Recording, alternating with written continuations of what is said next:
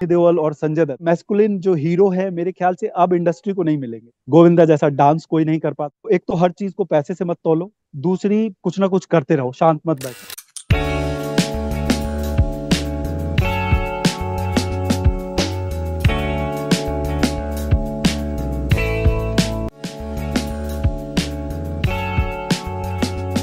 Hello नमस्कार, मैं हूँ राहुल और आप देख रहे हैं द फिल्मी चर्चा। मनीष जी, आपका बहुत बहुत स्वागत है द फिल्मी चर्चा के special segment your life your story में।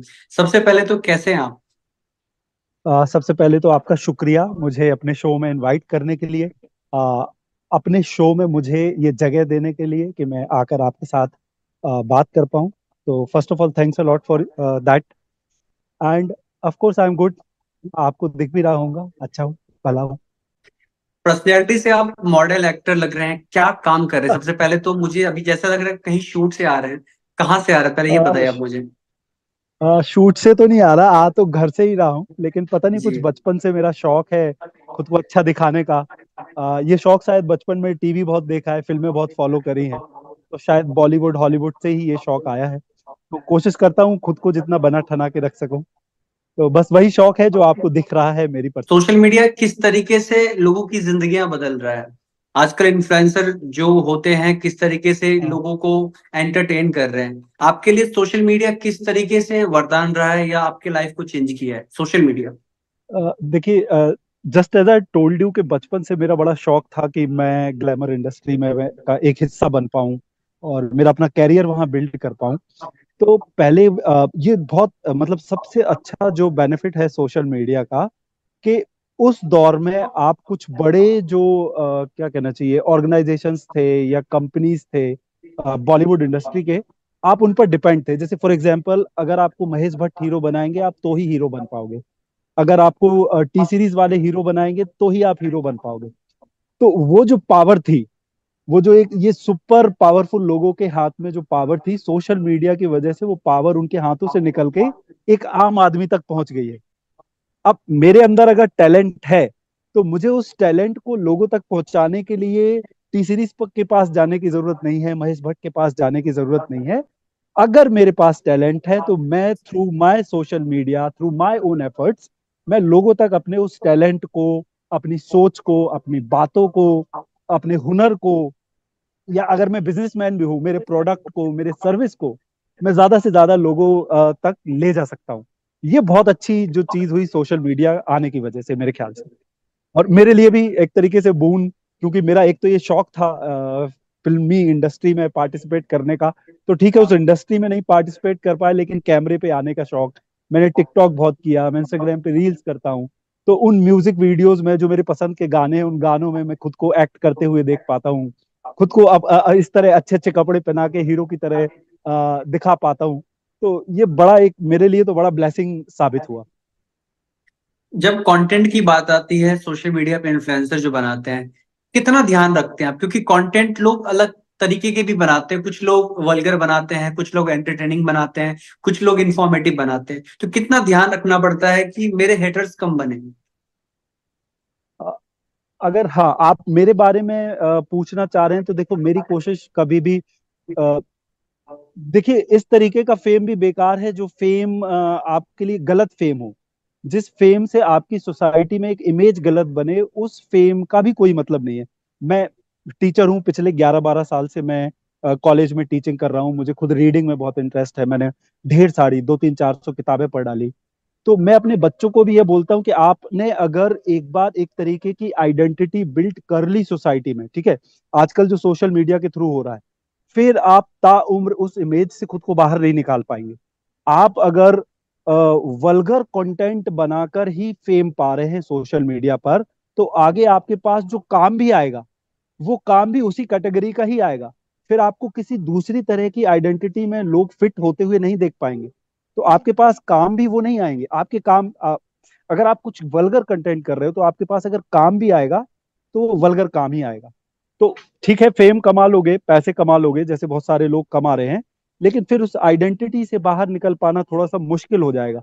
अब ये मेरा अपना पर्सनल ओपिनियन है, कुछ लोगों को वो कैमरे पे गालियां बकना या उस तरीके का कंटेंट खराब नहीं लगता, तो इट्स ओके, वो उनका चॉइस है, मेरा चॉइस है। मैं कोशिश करता हूँ कि कम से कम सोशल मीडिया पर मैं जितनी अच्छी बात कर सकूं, जितने लोगों के काम की बात कर सकूं, मतलब कुछ खराब बात भी करनी है तो उसको अच्छे तरीके से पेश कर सकूं, ताकि लोगों तक वो जो नॉलेज मैं देने की कोशिश कर रहा हूँ वो नॉलेज पहुंचे, और ना कि अननेसेसरी का सेंसेशनलिज्म हो। अपना आप अपना जहां से टेस्ट है, बिलोंग अपना अपना तरीका है। कहाँ से बिलोंग करते हैं आप? मैं छतरपुर करके जुराहो है, वो छतरपुर डिस्ट्रिक्ट में आता है। तो आई बिलोंग टू छतरपुर, मैं छतरपुर से हूँ। ओके। जहां से आप बिलोंग करते हैं वहां के लोगों के लिए ये इन्फ्लुएंसर जो होते हैं वो उसको किस नजर से देखते हैं? क्योंकि अभी भी बहुत ऐसे शहर हैं, बहुत ऐसे कस्बे हैं, गांव मोहल्ले हैं जहां पे इन चीजों को अलग तरीके से देखते हैं, घर वाले भी। क्योंकि वहां के लोगों के लिए जॉब मतलब रेलवे, सरकारी नौकरी या बहुत बड़े कंपनी में जॉब करना, इन चीजों को वो प्रोफाइल काम नहीं मानते, एंटरटेन हाँ मानते। भाई जबकि देखो, आज के डेट में ये एक लोगों के लिए प्रोफेशन बन चुका है, उनका करियर है। हाँ देखिए, इंसान अपने जीवन में दो तरह के काम करता है। एक काम करता है पैसे कमाने के लिए, और एक काम करता है शौक के लिए। आप सिर्फ पैसे कमाने के पीछे नहीं भाग सकते, आप सिर्फ शौक करने के पीछे नहीं भाग सकते। अगर आप अ, मान लीजिए, ठीक है, सोसाइटी को छोड़ दीजिए, अगर आप अपनी फैमिली को कहीं से भी पैसे लाकर दिखा सकते हो कि मैं ये करके और ये पैसे ला रहा हूं, उसके बाद फिर आप अपने शौक करने जाओगे, सोशल मीडिया, किसी भी दूसरे तरीके के शौक, ट्रैवलिंग है या जो भी वटेवर, तो फिर आप पर कोई क्वेश्चन नहीं करेगा, फिर आपके उन शौक शौक पे कोई ऑब्जेक्शन नहीं उठाएगा। तो जो अपने लोग हैं, जो अपने फैमिली फैमिली के लोग हैं, अगर हमारे सोशल मीडिया के शौक पर क्वेश्चन कर रहे हैं या डाउट कर रहे हैं, तो कहीं ना कहीं वो उनका कंसर्न है। वो नहीं चाहते कि आप अपनी लाइफ, आपका समय पूरी तरह यूं ही बर्बाद कर दें और कुछ बन ना पाए, अपने लिए कुछ कमा ना पाए, अपने कुछ बना ना पाए। तो अगर हाँ, आप सोशल मीडिया के थ्रू कुछ इनकम जनरेट कर सकते हो, आप उसको मोनेटाइज कर सकते हो किसी भी पॉसिबल वे में, वो बहुत अच्छा है। क्योंकि फिर आपका शौक परस्यू करते करते आप पैसे कमाओगे, तो वो तो बेस्ट हो जाएगा। लेकिन अगर वो नहीं हो पा रहा, तो फिर ठीक है, आप अपने लिए कुछ काम ढूंढिए जहां से आप पैसे कमाए। फिर जो आपका फ्री समय है, उस फ्री में आप अपने शौक करिए, फ्री टाइम में आप अपने शौक करिए। जो चीज अभी आपने बताया और कर रहे हैं बहुत ही यूनिक चीज है। ये एक तरीके से लोगों के लिए सीख भी है ये, कि आप शौक हाँ जी। पूरा कीजिए, कोई रुकावट नहीं होनी चाहिए उसमें, लेकिन हाँ शौक हाँ के अलावा जो एक्सपेक्टेशन आपके फैमिली की है वो भी पूरा कीजिए आप। हाँ। बहुत मायने रखता है बिजनेस। मैं एक्सपेक्टेशन की जगह रिस्पॉन्सिबिलिटी जो वर्ड है वो यूज करूंगा। ठीक है, एक्सपेक्टेशन मेरी नजर में थोड़ा निगेटिव वर्ड हो जाता है, लेकिन एक sense of responsibility her individual के अंदर होना चाहिए। ठीक है, मेरे फैमिली के टुवर्ड्स क्या रिस्पॉन्सिबिलिटी है, मेरे सोसाइटी के टुवर्ड्स क्या रिस्पॉन्सिबिलिटी है, मेरे अपने टुवर्ड्स क्या रिस्पॉन्सिबिलिटी है। एक बार मैं उन रिस्पॉन्सिबिलिटी को फुलफिल कर दूं, फिर मेरा समय मैं चाहे जैसे एंजॉय करूं। This is what is the really important thing. आप जो बिजनेस कर रहे हो, बिजनेस के बारे में बताइए कि किस तरह के बिजनेस है, और आपने जब स्टार्ट किया था तो क्या यही सोच के स्टार्ट किया था कि मेरा ये बैकअप प्लान है मेरे शौक के साथ साथ? एक्चुअली बिजनेस अभी शुरू होने वाला है। मैं एक्चुअली अपनी लाइफ में मल्टीपल काम्स कर चुका हूं। अगर मैं आपको बताऊं तो मैंने मूवी हॉल चलाया है, जो ओके। सिंगल स्क्रीन थिएटर होते हैं। मेरे पापा का शुरू किया हुआ था, तो उसको मैंने रन किया है। मैंने यहाँ अभी जहाँ मैं बैठा हूँ, it use to be my cafe. मैं यहाँ कैफे चलाता था, फिर मैं इनको हैंड ओवर करके, मेरे अक्वेंटेंस है, भैया है, मैं उनको ये कैफे हैंड ओवर करके मैं आगे बढ़ गया। वो भैया अब इस कैफे को देखते हैं। और उसके अलावा मैं पिछले 10-11 सालों से कंटिन्यू टीचिंग कर रहा हूँ। एक कॉलेज है, मैं वहाँ प्रोफेसर हूँ। और भी जो बाहर काम किए, लेकिन वो टीचिंग मैंने कभी नहीं छोड़ी। तो मैंने मल्टीपल काम्स किए हैं। लेकिन अब मैं जो काम करने जा रहा हूँ, मैं अपना एक ब्रांड स्टैब्लिश करने जा रहा हूँ, जिस ब्रांड का नाम है डैपियर। इस ब्रांड के अंदर मेरी कोशिश रहेगी कि मैं लोगों को थोड़ा सा अपीयरेंस कॉन्शियस बना पाऊँ, कि वो अपने अपीयरेंस पर भी ध्यान दें, कि उनको अपने आप को कैसे अच्छा दिखाना है। तो मेरी नज़र में तीन इंपॉर्टेंट चीज होती है किसी भी ह्यूमन बीइंग के अपीयरेंस को बेटर बनाने में। सबसे पहले तो उसकी हेल्थ होती है। तो जो पहले मैं प्रोडक्ट लॉन्च करने जा रहा हूँ अंडर माय ब्रांड, वो health supplements, dietary health supplements होंगे। कुछ प्रोडक्ट रेंज मैंने ऑलरेडी अपने सप्लायर्स के साथ फाइनलाइज कर ली है, और मेरे ब्रांडिंग का काम हो गया है, ट्रेडमार्क रजिस्ट्रेशन हो गए हैं, डिजाइन्स बन रहे हैं। तो पहले मैं वो 5 प्रोडक्ट के साथ अपनी ब्रांड को मार्केट में लेके आऊंगा। उसके बाद मैं कोशिश करूंगा कि उसमें कुछ कॉस्मेटिक के प्रोडक्ट्स, ग्रूमिंग के प्रोडक्ट्स ऐड हो पाए। क्योंकि पहले तो इंटरनली हमको खुद को हेल्दी करना है, न्यूट्रिशनल वैल्यू प्रोवाइड करनी है खुद को, तभी आप बाहर से अच्छे दिखोगे। उसके बाद बाहर के टचअप के लिए आपको अपनी ग्रूमिंग के लिए कुछ प्रोडक्ट्स चाहिए। कुछ मॉइस्चराइजर्स, क्रीम्स, इस तरीके के प्रोडक्ट। और फिर जो थर्ड थिंग है वो आपका अपीयरेंस के लिए आपके क्लोथ्स मैटर करते हैं, आपका ड्रेसअप। तो फिर मैं कोशिश करूंगा कि एपरल्स को भी उस ब्रांड के अंदर जोड़ा जाए। लेकिन अभी से इतना कुछ कहना और सब कुछ इकट्ठा कर देना थोड़ा सा मुश्किल हो जाएगा, क्योंकि मैं अकेला हूँ, मेरे साथ ऐसी कोई बहुत बड़ी टीम नहीं है फिलहाल। मैं अकेले ही अपने इस मिशन पे निकला हूँ। और हाँ, लोग मिल रहे हैं। लोगों के साथ एक एक स्टेप धीरे धीरे मैं अपना लेता जा रहा हूँ। तो अभी ब्रांड रजिस्ट्रेशन हो रहे हैं, डिजाइन बन रहे हैं और प्रोडक्ट फाइनलाइज हो गए हैं। और विद इन अ मंथ और टू मेरे 5 डाइटरी हेल्थ सप्लीमेंट मेरे ऑफिशियल वेबसाइट www.dapier.com और उसके अलावा फ्लिपकार्ट और अमेजोन पर लॉन्च हो जाएंगे। हाँ, फिर जो ग्रूमिंग प्रोडक्ट्स हैं, जो अपरेल्स हैं, वो देखेंगे आगे कैसे चीजें बढ़ती हैं, उसके हिसाब से कब क्या ऐड करना है, कैसे डिसीजंस लेने हैं, फिर उसके हिसाब से किया जाए। हर फील्ड में कंपटीशन है, इतना कंपटीशन के बीच आप क्या अलग करने वाले हैं कि आपको कॉन्फिडेंस है हम बेटर सर्व कर पाएंगे? देखिए, कंपटीशन में आपको बताऊं, आप अगर थोड़ा सा एमबीए स्टडी करेंगे ना, तो आप अगर एक कपड़े की दुकान ऐसी जगह खोले जहाँ कपड़े की दुकान नहीं है, और आप ऐसी जगह कपड़े की दुकान खोले जहाँ 5 कपड़े की दुकान पहले से कपड़े है, की। तो आप मुझे बताइए कपड़ा ज्यादा कहाँ बिकेगा, आपको सेल्स कहाँ ज्यादा मिलेगी? ठीक है, अगर देखिए टेक्निकल सोचा जाए तो जहां नहीं है, टेक्निकल सोचा जाए, बट स्किल्स पे डिपेंड करता है कि आप क्या बिजनेस माइंडेड के लिए अलग स्किल्स हो सकते हैं। हाँ, देखिए आपका हुनर तो मैटर करेगा।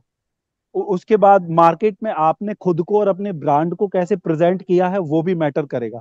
लेकिन फिर भी आप अगर थोड़ा सा एमबीए की बुक्स अगर स्टडी करोगे तो आपको पता चलेगा कि जहां ऑलरेडी लोग आ रहे हैं उस चीज को खरीदने, जैसे ऑलरेडी कपड़ा खरीदने जिस मार्केट में लोग आ रहे हैं, तो वहां कपड़े बिकने के ज्यादा चांस होते हैं। क्योंकि वहां जो ग्राहक आया है वो ये माइंडसेट लेके आया है कि मुझे यहाँ कपड़े खरीदने हैं। तो अब वो जब उसको लाइन से 5 6 8 10 दुकानें कपड़े की ही मिली हैं, तो उसके कपड़े खरीदने के एक तो माइंडसेट वही लेके आया घर से, ऊपर से उसके पास कपड़ा बहुत सारा अवेलेबल है। तो मेरे कहने का मतलब कि कंपटीशन को अगर निगेटिवली ले लो तो ठीक है। निगेटिव ये हो जाता है कि ऑलरेडी बहुत सारे लोग बेच रहे हैं, आपका भी क्यों बिकेगा, कैसे बिकेगा? लेकिन कंपटीशन को अगर पॉजिटिवली लिया जाए तो इसका मतलब कि उस प्रोडक्ट का मार्केट ऑलरेडी है। आपको सिर्फ और सिर्फ अपने प्रेजेंटेशन और सेल्स कैपेबिलिटीज की दम पे जो यूएसपी। ऑलरेडी स्टैब्लिश्ड, हाँ, जो ऑलरेडी स्टैब्लिश्ड यूएसपी भी मार्केट मैटर है, करता है। हाँ, उसमें अपना एक प्रेजेंस स्टैब्लिश करना है, अपना एक शेयर आपको लेना है। और अगर आप वो कर पाए, देखिए आप इमेजिन करिए आप कोई एकदम ही नया प्रोडक्ट मार्केट में लेके आ रहे हैं, तो कितनी रिसर्च होती है। ठीक है, उसमें ज्यादा एफर्ट लगती है, एक नए प्रोडक्ट को फिर लोगों को बताना भी पड़ता है, सिखाना भी पड़ता है। वो एक बहुत एफर्ट का काम है।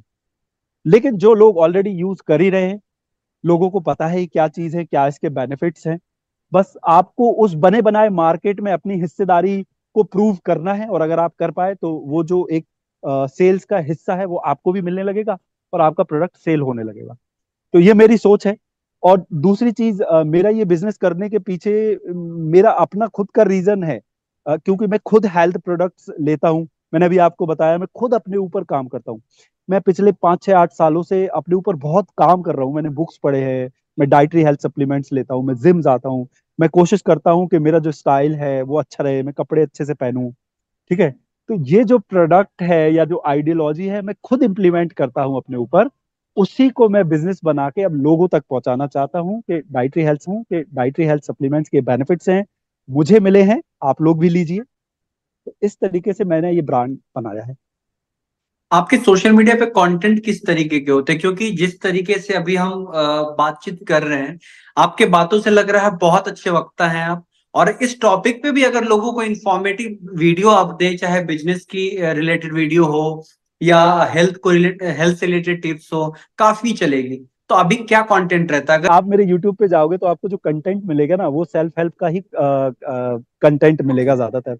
एक्चुअली अभी तक जो मैं खुद सीख रहा था या खुद पढ़ रहा था या खुद एक्सपीरियंस कर रहा था, ज्यादातर उन्हीं चीजों को लेकर मैंने अपने यूट्यूब पर वीडियोस डाले हैं। लेकिन वो वीडियोस इतने काम के हैं, मैं आपके चैनल के थ्रू आपके जो सुनने वाले हैं, देखने वाले हैं, उनको कहना चाहता हूँ कि प्लीज एक बार जाके मेरे यूट्यूब चैनल को आप एक्सप्लोर जरूर करिए। क्योंकि वहां आपको वो कंटेंट मिलेगा जो आपकी पूरी माइंडसेट को, और अगर माइंडसेट बदल गई तो हो सकता है कि आपकी पूरी लाइफ को बदलने की क्या कहना चाहिए, पावर रखता है वो कंटेंट। अगर आप करीब 300 प्लस वीडियो है, अगर आप उन वीडियोस को रेंडमली भी जाके यहाँ से वहां सुनेंगे, तो आई एम टेलिंग यू, आपको इतना कुछ सीखने को मिलेगा कि आप भी अपनी पूरी लाइफ को बदल पाएंगे। क्योंकि मैंने 300 400 से ज्यादा किताबें पढ़ डाली, यूट्यूब पे इतने सारे कोचेस सुन लिए, और फिर मेरे अपने लाइफ के पर्सनल एक्सपीरियंसेस भी, मैं बाहर निकला, मैंने बच्चों को पढ़ाया, मैंने टॉकीज चलाया, मैंने ट्रांसपोर्ट का बसेस भी देखे, मैंने कैफे बनाया, ठीक है। मैंने कुछ बच्चों के साथ वन ऑन वन काउंसलिंग भी की है। मैंने एक सॉफ्टवेयर कंपनी भी बनाया, because of some reasons I had to leave it. मैं इंदौर में एक सॉफ्टवेयर कंपनी बना के आया, लेकिन फिर उसको ड्रॉप करके मुझे घर आना पड़ा। मैंने नोएडा में जा रिक्रूटमेंट कंसल्टेंसी में भी काम किया है। तो काफी कुछ है मेरे पास लोगों को बताने के लिए, देने के लिए, और वही सब कुछ मेरे यूट्यूब पे पड़ा है।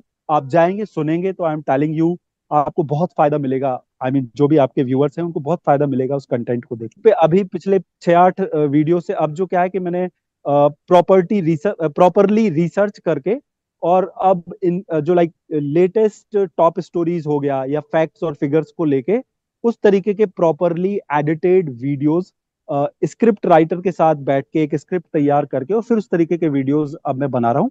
तो एक तरीके से इंफोटेनमेंट चैनल है। अगर आप लोग सब्सक्राइब भी करेंगे मेरे यूट्यूब चैनल को, तो आई प्रॉमिस कि आपको बहुत अच्छा कंटेंट मेरे चैनल के थ्रू मिलता रहेगा।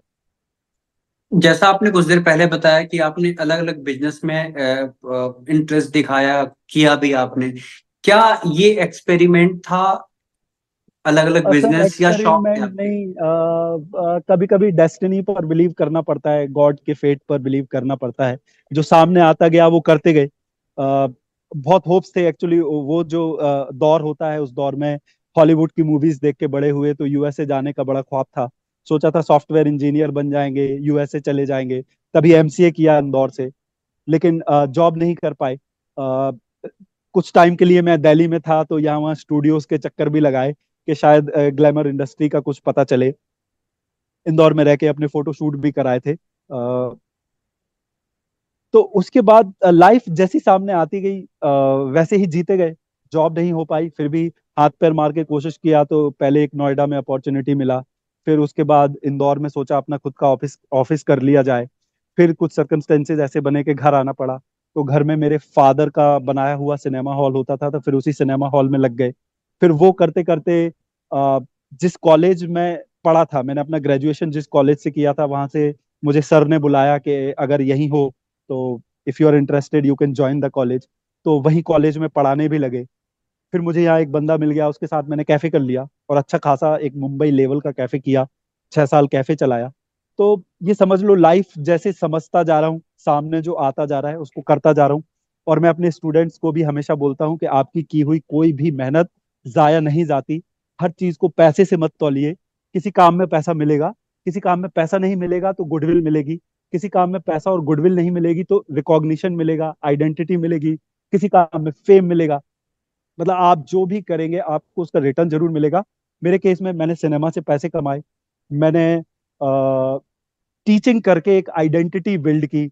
ज्यादातर लोग मुझे अपने शहर में सर कह के बुलाते हैं।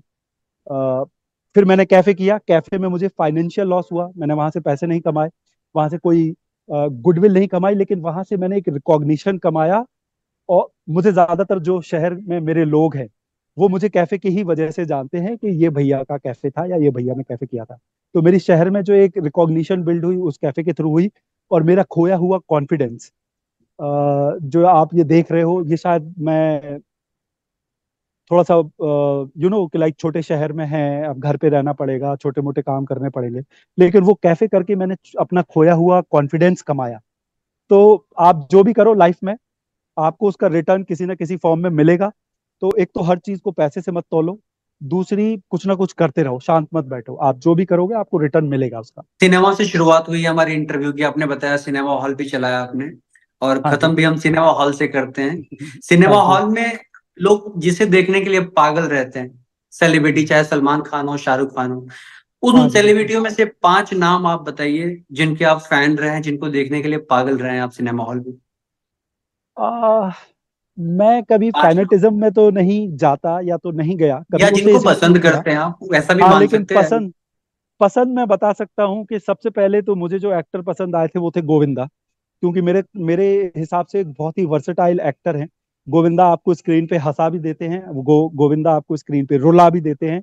गोविंदा जैसा डांस कोई नहीं कर पाता। वही कम हाइट के जो कॉमेडी करते हैं गोविंदा, वो जब एक्शन सीन करते हैं स्क्रीन पर, फाइट सीन करते हैं, तो वो भी बहुत रियलिस्टिक लगता है। तो मैं गोविंदा को बड़ा पसंद करता था। उसके बाद मुझे सनी देओल बड़े पसंद आए, उनकी वो जो कुछ मूवीज आई उस दौर में एकदम हीरो वाली। तो सनी देओल को मैंने बड़ा पसंद किया। अभी नए एक्टर्स में थोड़ा कहना मुश्किल है, लेकिन हाँ, ऋतिक रोशन हम बोल सकते हैं कि पर्सनालिटी वाइज बड़े अच्छे हैं। सीरियस रोल में, ड्रामेटिक रोल्स में बड़े अच्छे लगते हैं। तीन हो गए, तो दो दो और। दो तीन नाम, दो नाम और आपको अगर मैं बताऊं, के मैनन का एक्टिंग बहुत अच्छा है। अगर आप लाइक एज एन एक्टर किसी को काउंट करना चाहते हैं तो के मैनन बहुत अच्छी एक्टिंग करते हैं।